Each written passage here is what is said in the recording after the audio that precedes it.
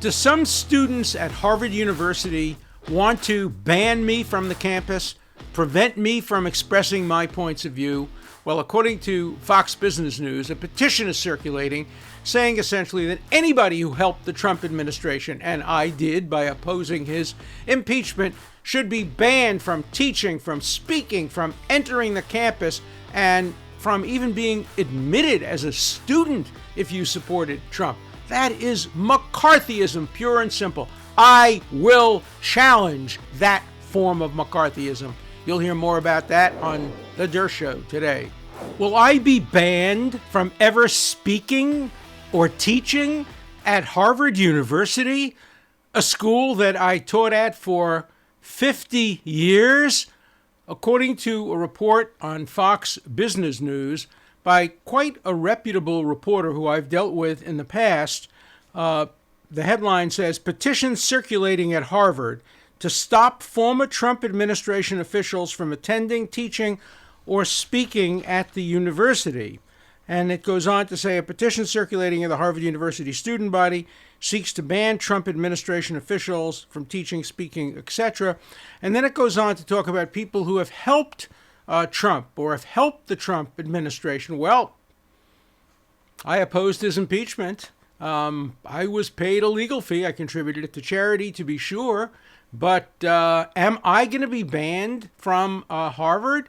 In addition to this petition that's allegedly circulating, and I haven't been able to confirm it. I've tried to reach a Harvard student this morning who would know, but I couldn't reach her. And I've tried to confirm it in other ways, but I can't. But the story has appeared on Fox Business News. It has appeared in the Washington Times, and it's appeared online in a number of periodicals. It has the sense of credibility attached to it. This is exactly what some students at Harvard would be expected to do. Some people accuse Trump of being a sore loser. Well, these folks are really, really sore winners. You know, it's interesting that some of the people who support this call themselves Jacobins. There's a Jacobin society. Do people remember who the Jacobins were? They were the people in the French Revolution who guillotined opponents. Indeed, who guillotined former supporters who weren't radical enough. So is this what the progressive agenda is coming to? Banning anybody who is associated with the Trump administration from ever appearing on the Harvard campus? These are some of the same snowflakes. These are some of the same alleged progressives that want more diversity on university campuses. Diversity is the last thing they want. They want more of their own, whether it be more of their own in terms of race or ethnicity or gender or politics, but all they want is more of their own. The last thing they want is intellectual diversity, political diversity, ideological diversity. They are the great enemies of diversity. If they could have a campus which consisted only of professors and students who represented the views of AOC and other radicals, they would actually want that instead of having any kind of diversity. Sure, they want diversity based on race, as long as the people who are admitted based on race represent their ideology. The last thing they want is more African-American conservatives, more gay conservatives. They don't want that. They just want people who replicate their points of view.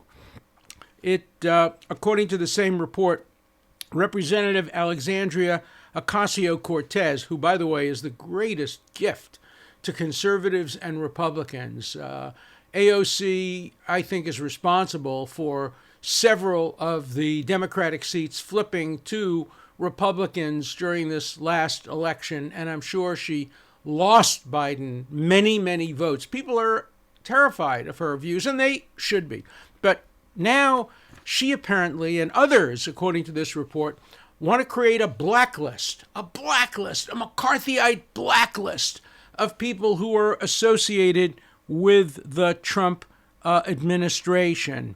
They haven't, quote, encourage the creation of an apparent blacklist of people who helped President Trump during his time in office. Well, I'm proud to be on that list. You don't have to hide that. I'm proud of what I did. I'm proud of my standing up on the floor of the Senate and opposing impeachment. I would do it again. I would do it if Hillary Clinton had been president and had been impeached. And I will do it if I'm asked if Joe Biden is impeached. I don't believe in impeachment except for the criteria set out in the Constitution: treason, bribery, or high crimes and misdemeanors. And so for me, it's a matter of principle. But for AOC, it's not.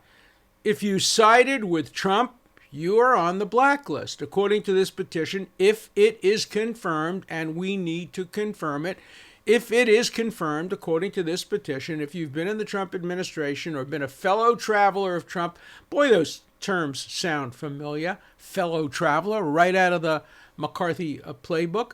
If you've been somebody who supported Trump, well, you can't come to Harvard because we don't want our students listening to your points of view. We don't want your diversity on our campus. Your diversity dirties our campus. This is McCarthyism, pure and simple, and we have not heard the end of it.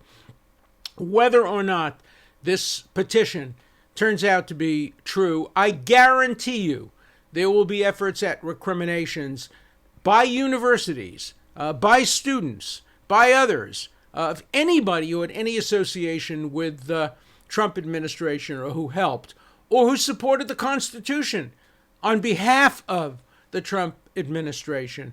There are going to be recriminations. That's what radicals do.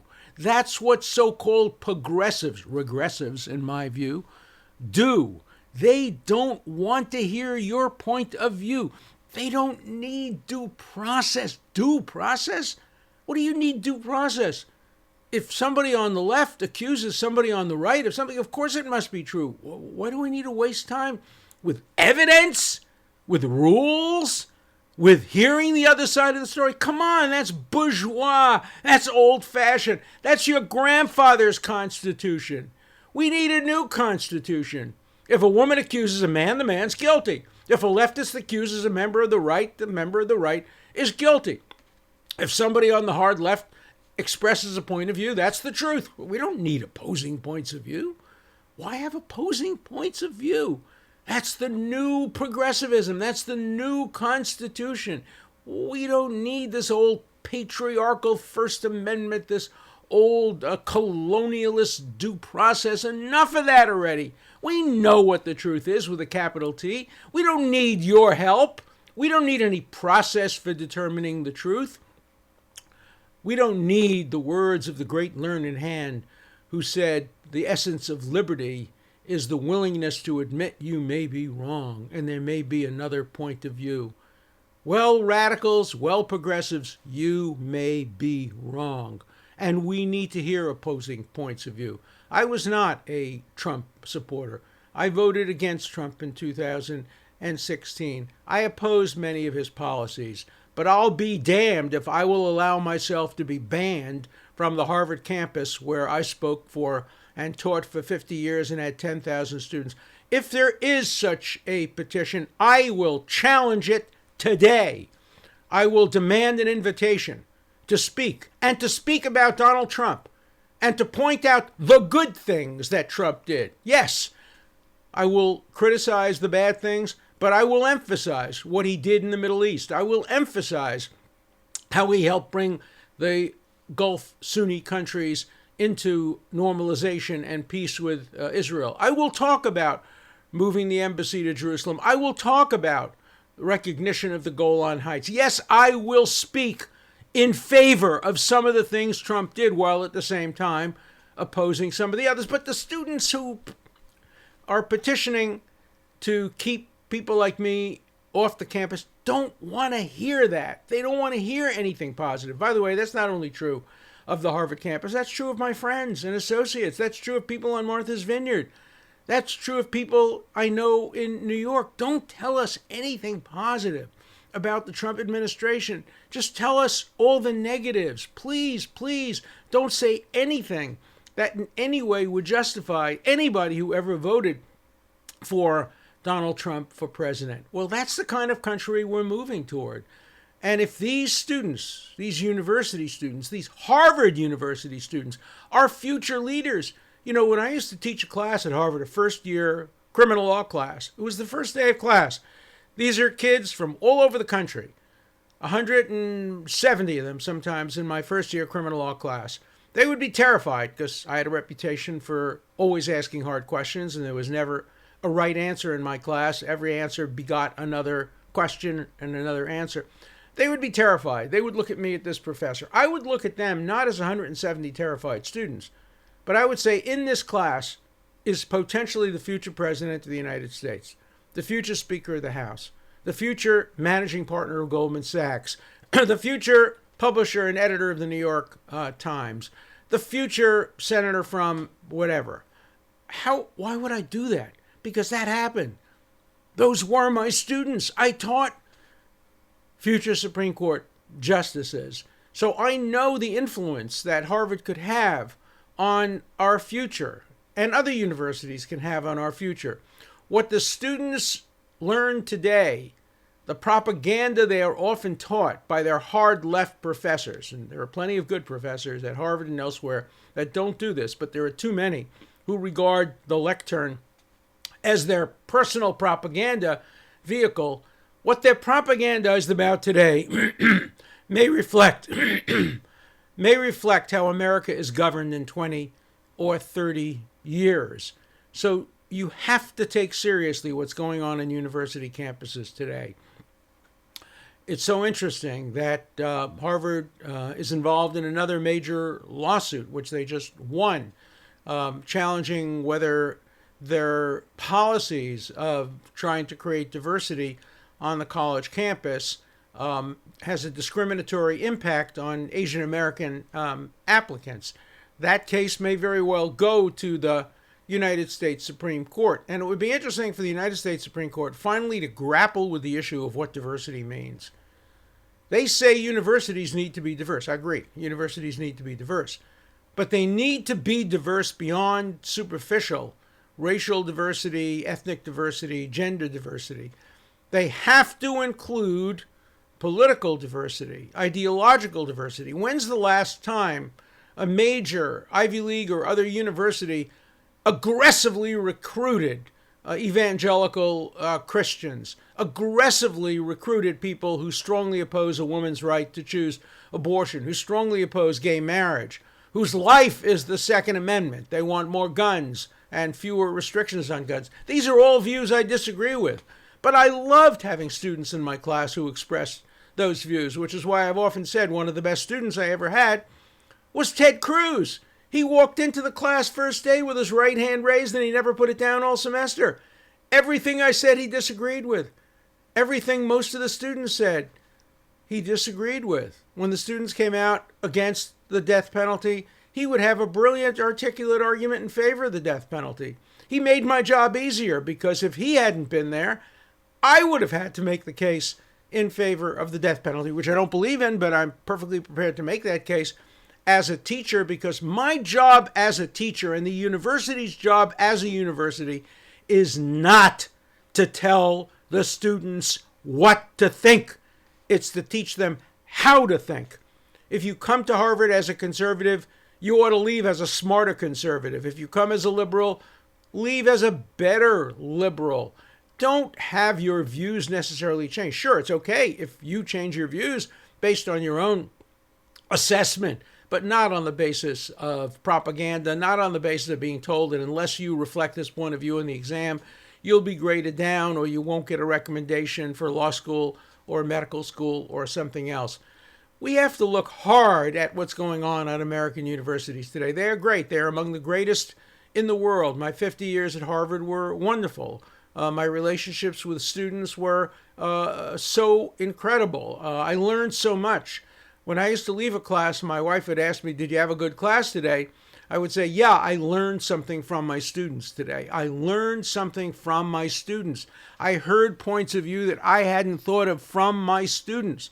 That's the last thing these radicals and so-called progressive want. So, if in fact there is a petition circulating to ban people like me or even people who are in the White House people who worked hard for the administration, people who are part of the administration, people who advised President Trump. If there is such a petition, I will challenge it.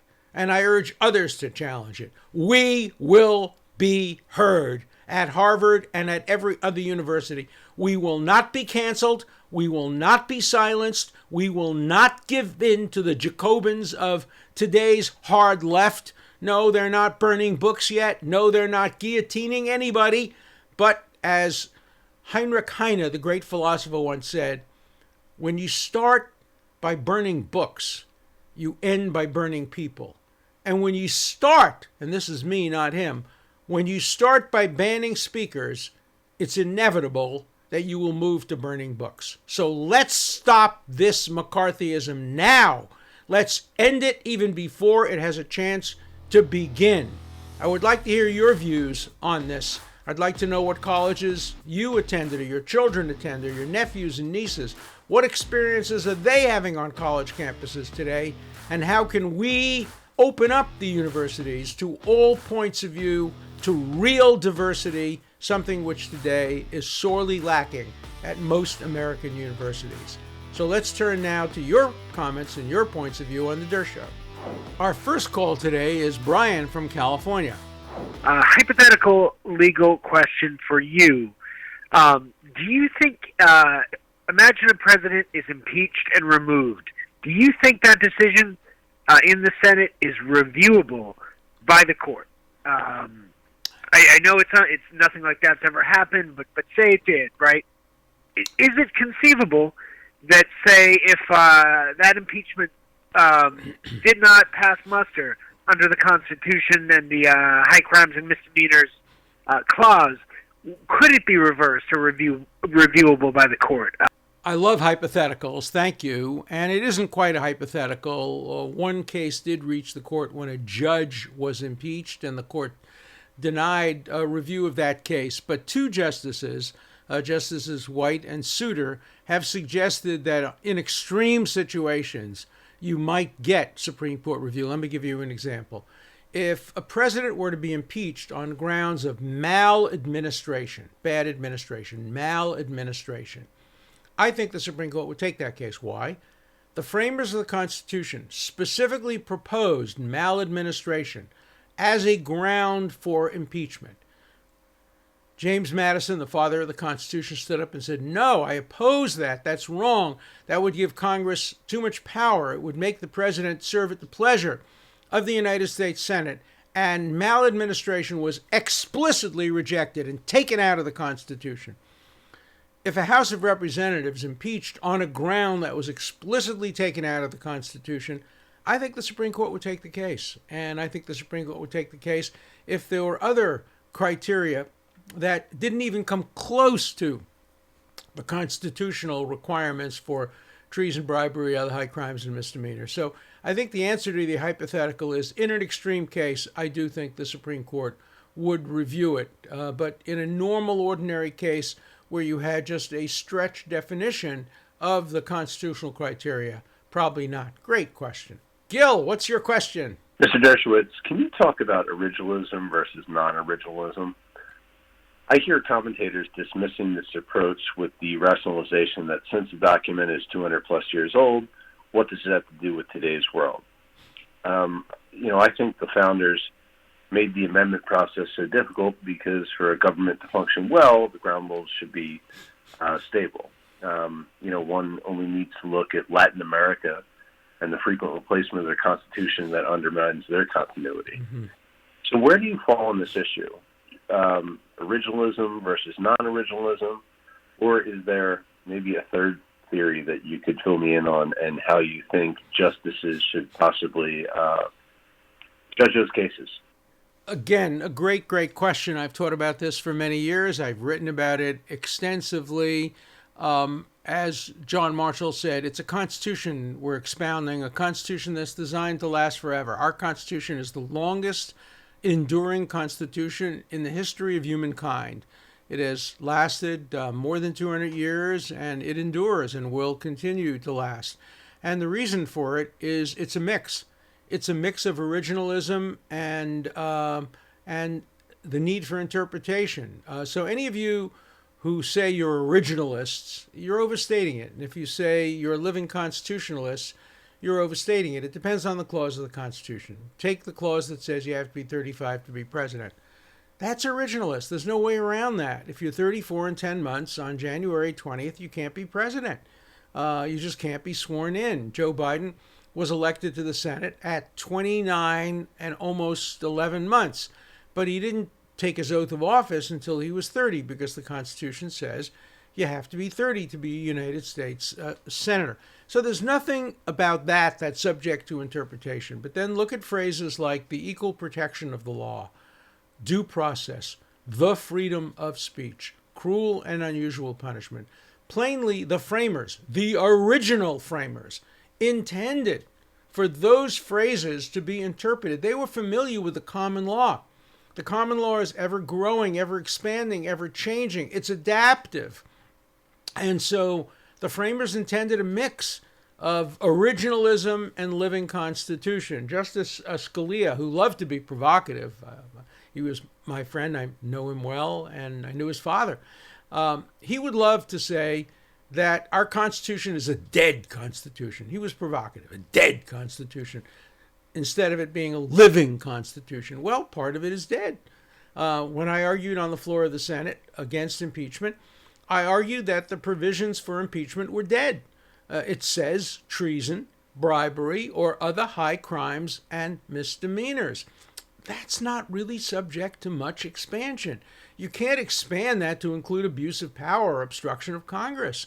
You could say other high crimes and misdemeanors includes other crimes like bribery and treason, maybe extortion, or other comparable crimes, but it doesn't include non-crimes, anything that doesn't even partake of criminal behavior like obstruction of Congress or abuse of power. So it's a great question, and I am an originalist. I think everybody's an originalist when it comes to some parts of the Constitution, and I'm a living constitutionalist when it comes to other parts of the Constitution. That's my jurisprudence, but look, everybody has the right to decide on how they think the Constitution, this great, great document, should be interpreted. So Mosef in Israel, Shalom, what's your question? I'm a big fan. Even though I earned my PhD in information systems, I thoroughly enjoy auditing your daily lectures. What do you think about creating a new agency similar to the CDC or FDA for technology oversight? Similar to certification of drugs and their efficacy, safety, and proper use, this independent organization would certify the reliability and security of technology that is used nationally, like voting machines and 5G cellular networks, etc. Organizations and their systems would need to pass certification to qualify for Section 230 or to be approved for critical systems of national importance. It's a great question, and it's a very, very good idea, subject to one caveat.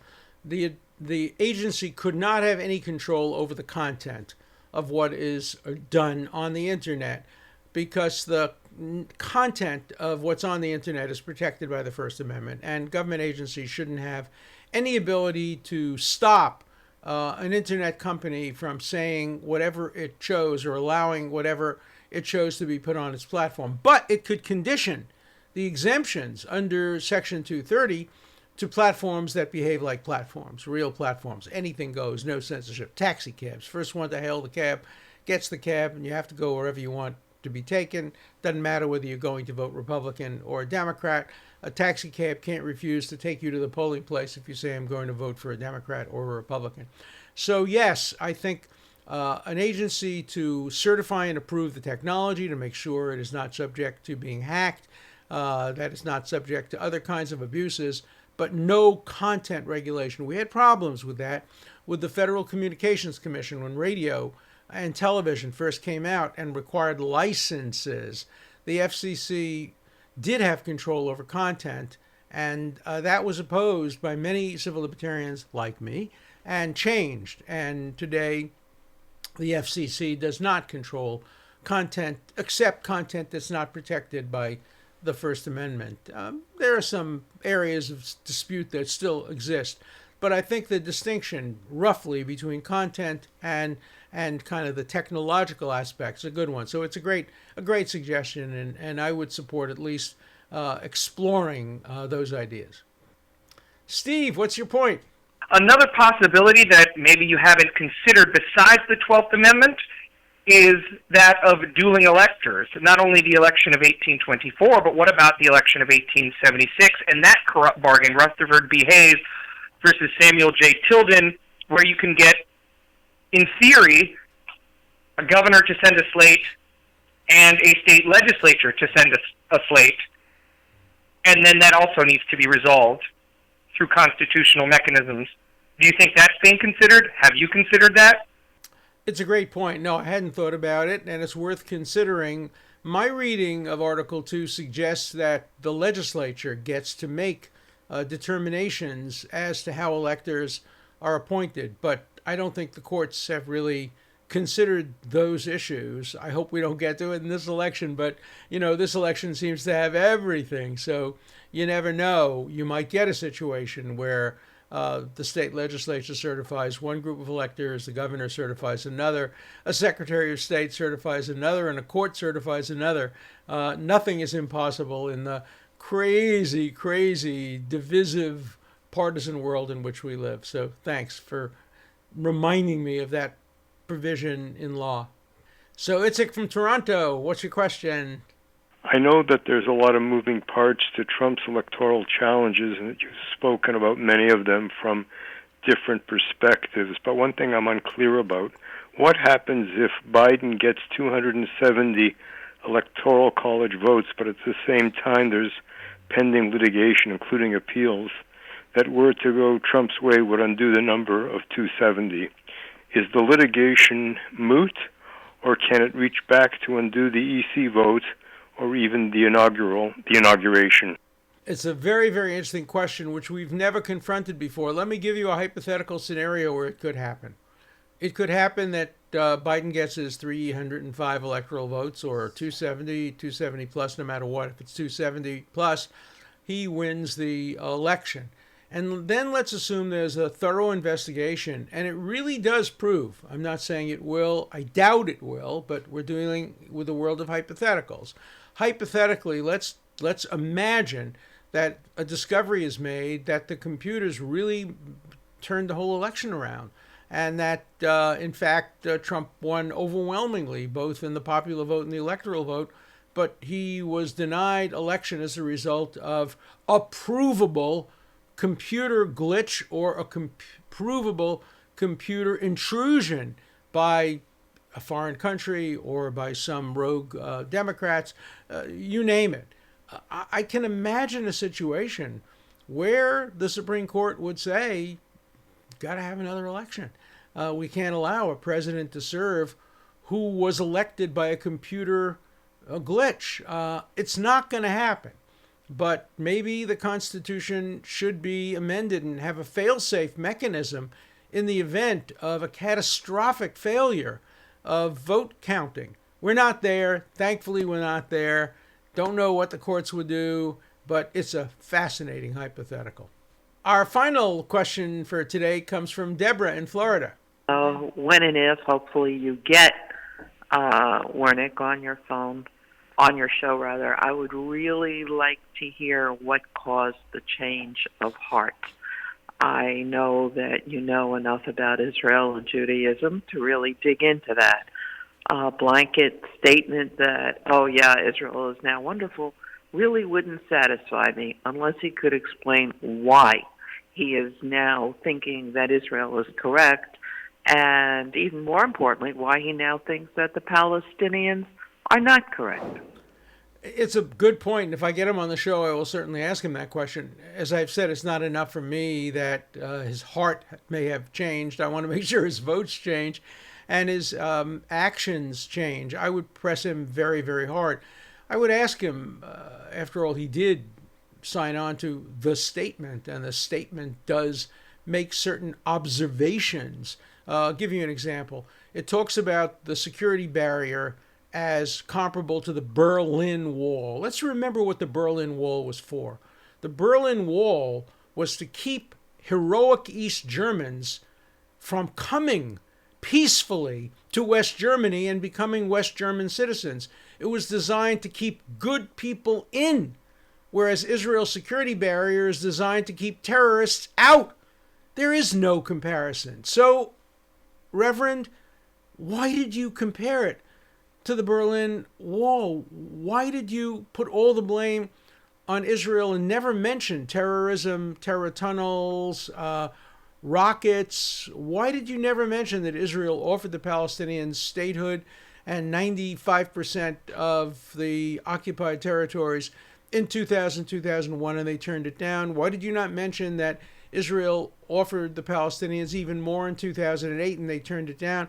Why did you not mention that Israel today unconditionally has offered the Palestinians to sit down and get what Netanyahu has said, a good deal, if you just sit down and negotiate and make both sides make sacrifices? Why did you not mention any of those things? Did you actually read the statement? Did you agree with it?